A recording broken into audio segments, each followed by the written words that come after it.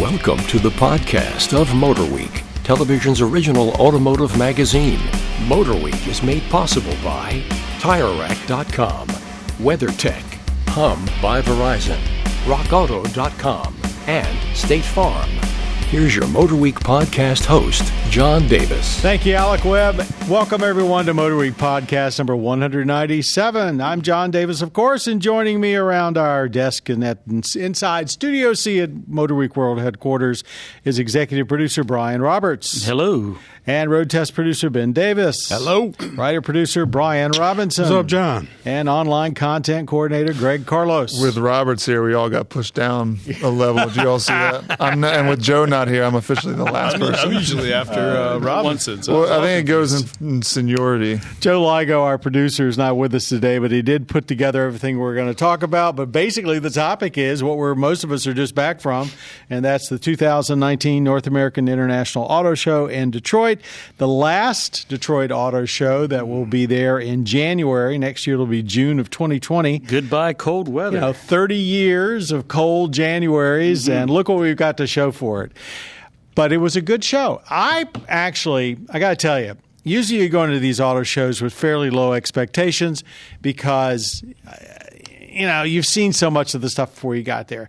That was the way I went in this year. But seeing a lot of it in person, I actually came away thinking it's not a bad show. And that's given the fact, that so many people didn't show up. Well, I was going to say, it was really quality over quantity. Quantity. Yeah, I mean, with a lot of the Germans not being there, No Mercedes, BMW was not there, Audi was not there, Porsche. Volvo was not there.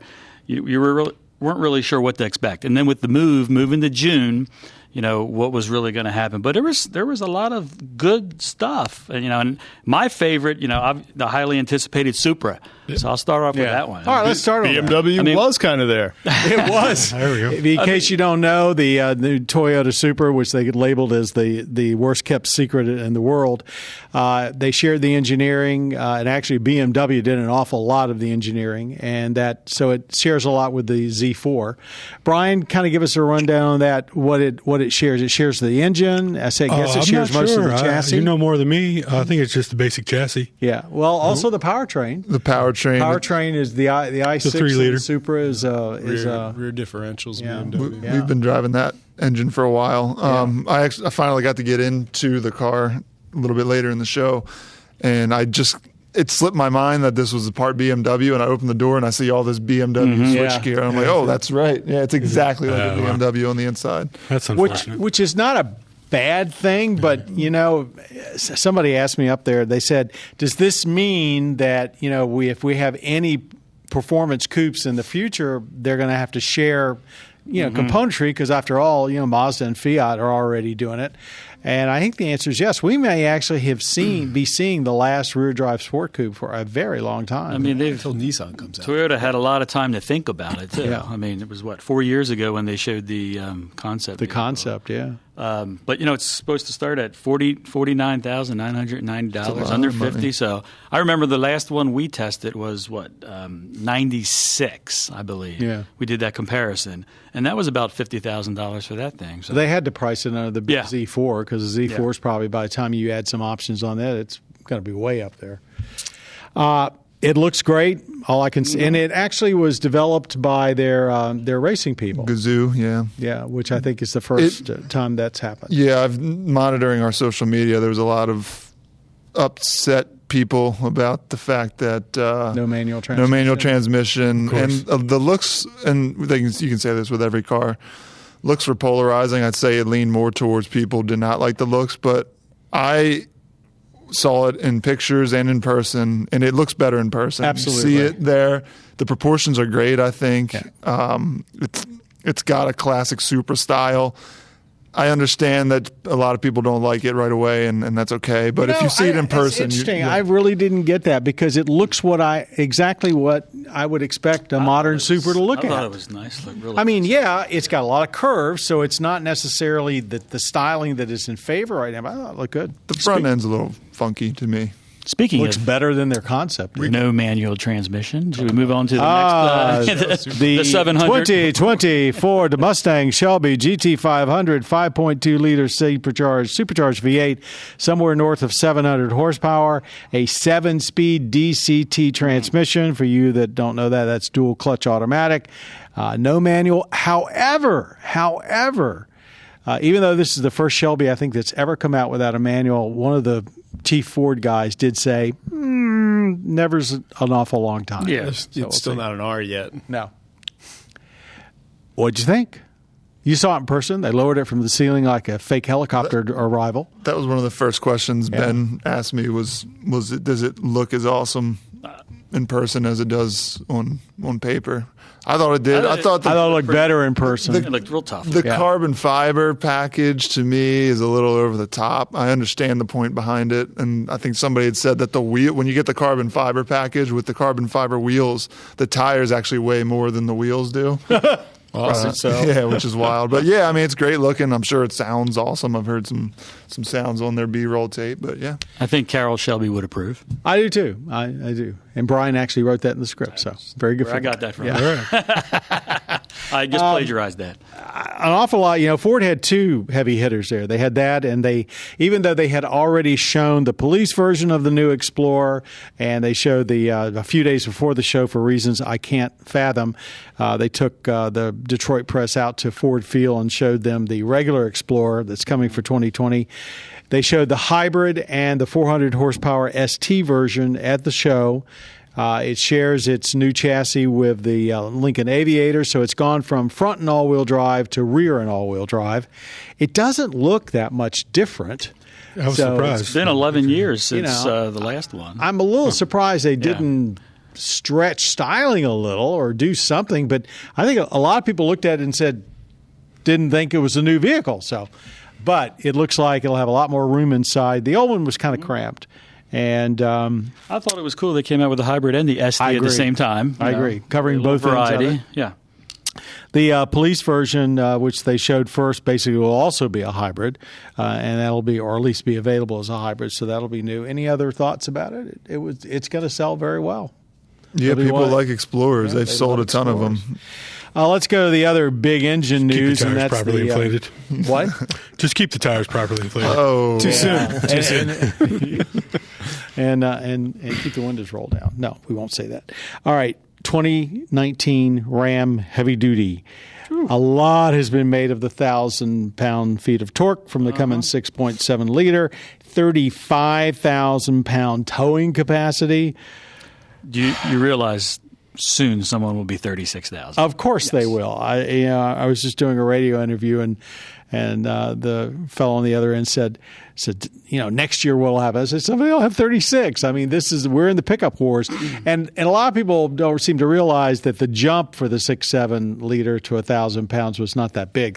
They were well into the 900s last year. So yeah, but just the number on paper that looks good. But yeah, just like the 700 horsepower. Well, that's what I think FCA does really well is they don't kind of try to be anything they're not. They're like, we're all about getting to the highest number possible, right? And that's good for them. But the other two other pieces of really good news in that truck. First of all, they took the interior off the 1500, which everybody loves, and put that in there almost the same. It's not quite an all-new truck, but it's a new frame. It might as well be an all-new truck. But they put the coil suspension on the rear of the 2500.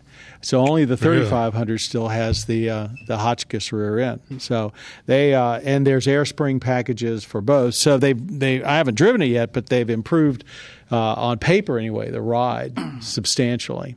I'd like to see the size of the pad and rotor combo on the front of that thing. It's got to be pretty hefty. So if you like the 1500 Ram, and I have to say the one we've got here at work, we get constantly stopped at gas stations. People want to look at it. You're going to love this one. Now they brought back the Power Wagon too.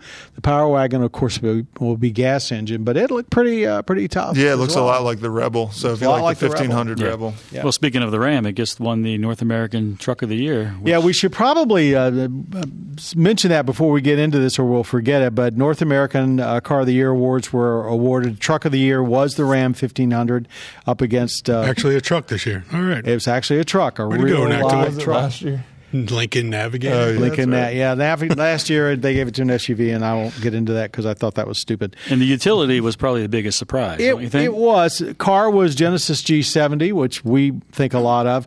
Utility was an interesting. It was basically Acura RDX, Jaguar I-Pace, the EV, and then the Hyundai Kona and the Kona Electric. And the winner is the Hyundai Kona and the Kona Electric. So the jury of 60-plus jurors looked at value and the fact that here's a really cool-looking subcompact SUV and a decent EV model with it. So I think it's well-deserved. I would have probably gone a different route. But Congratulations, Hyundai and Genesis. yeah, right? Winning absolutely. two. Yeah, the Hyundai folks walk away with two of them. Back to the vehicles. A lot of big SUVs.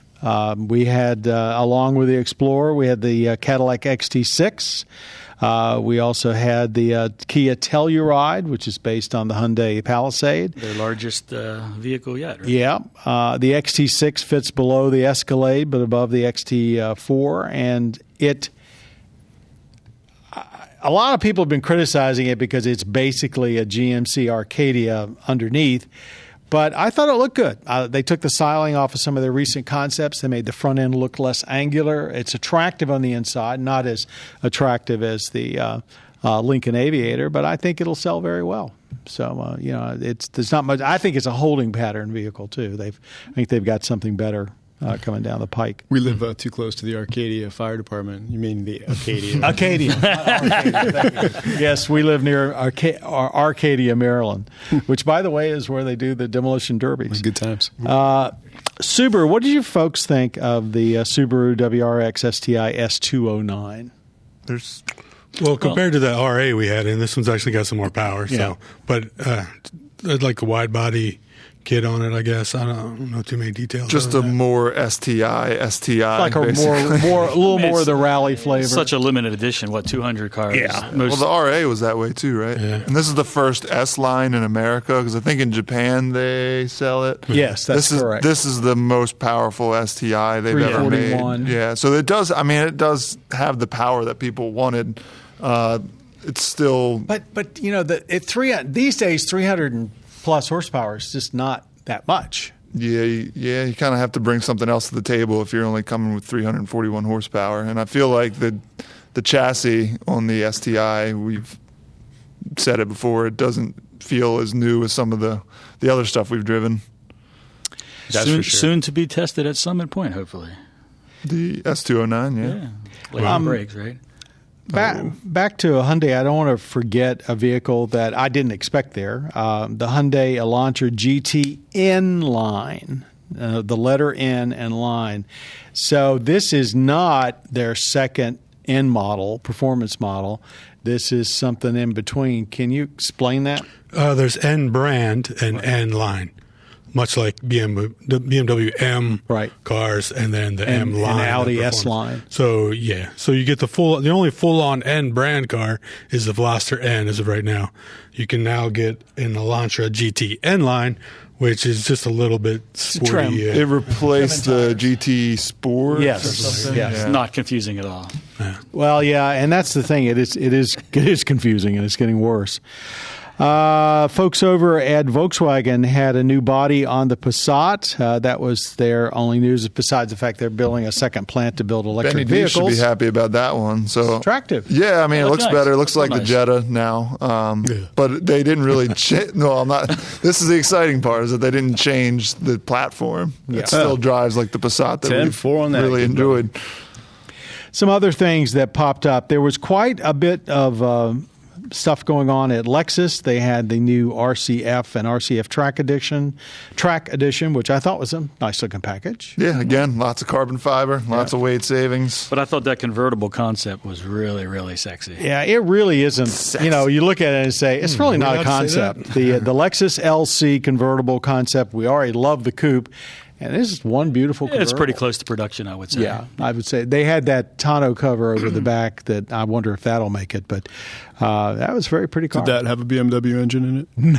No. Just checking. But That's the first new convertible, with the exception probably of the Miata, in quite a while. And they're really, you walked around that floor, you didn't see a whole lot with convertible tops. Maybe a few removable roofs over a Jeep, but that's about it. So how about that Infiniti QX Inspiration? You mean the one that nobody saw? Yeah, because a little bit of a technical difficulty. So this was an electric SUV concept. Took about 2 hours before they actually pushed it out so that the public could see it. But when everyone saw it, it was very impressive. Yeah, it was impressive. I really felt bad for the presenter at Infiniti because he's up there describing a vehicle that's not there. And he made some jokes like the four-door body style that you obviously can't see, and it was just nothing. It was a dead audience. He also made some reference to the Japanese culture of beauty and empty spaces. That didn't get, but they did get a lot of press that evening and the next day because of that. So bad press and they is sometimes say good press. Yeah. There's no bad press. They say, and in the end, that chassis they built it on is going to enable them, they say, to build lots of different vehicles. Yeah. And actually, that's the Cadillac approach. We didn't talk about the Cadillac crossover concept that they showed pictures of, but that, too, is going to be based on a new chassis where they can build just about anything. And GM's actually making Cadillac their spearhead EV brand. Speaking of Infiniti's parent, and that's a telephone that's not supposed to ring, the Nissan had a very nice-looking concept, too, the IMS. Yeah, that was all about the range, almost 380 miles of range. That's really impressive. The speculation is they will take the powertrain from the new Leaf, the Leaf E+, which they showed at CES, and put that under that. It was an attractive-looking sports sedan. Well, the only thing of real note that we haven't covered is, once again... GAC? GAC? Huh? GAC? Yeah, for the fifth year in a row, the Chinese automaker GAC Motor was there. They brought in a concept. It was a very futuristic-looking SUV. But the big news there is they've established a headquarters for retail operations in California. They've already got 2 R&D operations, one out there and one in Michigan. And that probably by the time the 2020 Detroit show comes around, they'll probably be on sale. And they had, I believe I want to see it. They had some SUVs. They had a minivan, all looking very old and stodgy. But if they price them right and they put a good enough warranty on them, who knows? Mm-hmm. So, or a Buick badge that would work too. If GM just buys them, then they don't have to worry about coming out anymore. That could possibly be. Speaking of Buick, it was interesting. Mostly GM did not do a lot of new reveals. There was no Chevy at all. No Chevy at all. No Corvette. We walked by the Buick. Buick probably had the most cars on their stand of any domestic brand. They still look pretty good, but a year from now or 2 years from now, all that Opel stuff's probably going to be gone. So somebody had to make up for the lack of Mercedes there. Yeah, Mercedes at every auto show, they must have like 100 cars or what it seems like. It's crazy. Yeah, it definitely was. They did a good job of filling the floor up, but you go to an auto show and say, no Mercedes, no Audi, no Porsche. Well, typically when we do these every year, we're talking about 30, 40 cars. Right. And, like I said, the quantity was just down. But, what there was, it was pretty good. Yeah. But this is the plight of the auto shows pretty much worldwide. I was at Paris this year. Most of the big German brands didn't show up there. Ford wasn't even there. And they do like 2 million people visiting that show. L.A. seemed to be okay. And nobody seems to be dropping out yet of New York. But definitely the world is changing, and that's one of the reasons they're moving the North American International Auto Show to June. So with that, that was the show. We have our full report coming up on MotorWeek, and if you don't catch it when it first plays, be sure to watch it on YouTube. Let's turn to our viewer question. This is from Glenn. He says, I saw your Motor News segment on safe cars for young drivers. I have 2 granddaughters that will be driving soon. I'd like to purchase something for them. That's awesome. What safe vehicle would you recommend for a new driver? Yeah, anything certainly anything new you buy these days in the small car ranks is going to be incredibly safe. I mean, they won't even put it out there if it doesn't get the top scores on everything. By between the government and the IIHS. Yeah, I was going to say, check out IIHS. They do they do some good ratings. But yeah, if you're looking for like safety features, a lot of them are becoming standard now. So talk about Toyota and Honda are pretty good with offering just about everything they have with a lot of, and we're talking like forward collision warning and blind spot, which we all love blind spot and rear cross traffic alert. So and automatic emergency braking. Yeah. I mean, that's becoming like ubiquitous very quickly. Yeah, we like to hate on that sort of stuff, but it's actually come in and helped me in occasions. I think all of us. I would say I would add to just as important as selecting the right car, it's also maybe the driver training and the education. Don't get something that's too much horsepower and learn how to really drive that car, because individuals that are 15 to 20 years old, they make up about 7% of the population, but they're involved in about 20% of crashes. So the chances are, they may be in a crash. So if they're more educated and have some driver training, that will certainly help. Yeah, take a look at the IIHS.org. What are you, an insurance salesman on the side? Brian's got 2 young boys that are soon going to be driving. And I'm thinking about the same question that the viewer's thinking right there. I put my kids in the most dangerous thing I could afford. Ben, that's terrible. Still driving that death box. Don't listen to him. IIHS.org. Look for their Safety Plus vehicles. Rant and rave. Anything bothering anybody right now? People who don't care about their kids. Are you raving or ranting? It's safer than the car I learned on, right? Anybody got cut off lately, or any new bad behavior on the highway? Not yet, but we're about to drive 700 miles to Roebling, so I'm sure we'll have that's what I can rant plenty of about. opportunities. We've had the wettest year in Maryland that we've ever had, and I can't stand it. I know. I'm over it. And we'll probably get rained on the way down to Roebling. But once we get there, it's just going to be cold. It's going to be one of the coldest trips south for our winter testing we've ever done. But for you folks living in the Northeast, you'll still be envious. I think that does it till our next MotorWeek podcast. I'm John Davis. Our audio engineer today was Jim Bigwood. Our podcast producer, Joe Ligo. The creator is Bob Mixter. Around the table, Brian Roberts, Ben Davis, Brian Robinson, and Greg Carlos. Thank you all for participating and for adding so much to our North American International Auto Show coverage. Till next time, please be safe out there and make sure that you catch MotorWeek. You've been listening to the podcast of MotorWeek, television's original automotive magazine.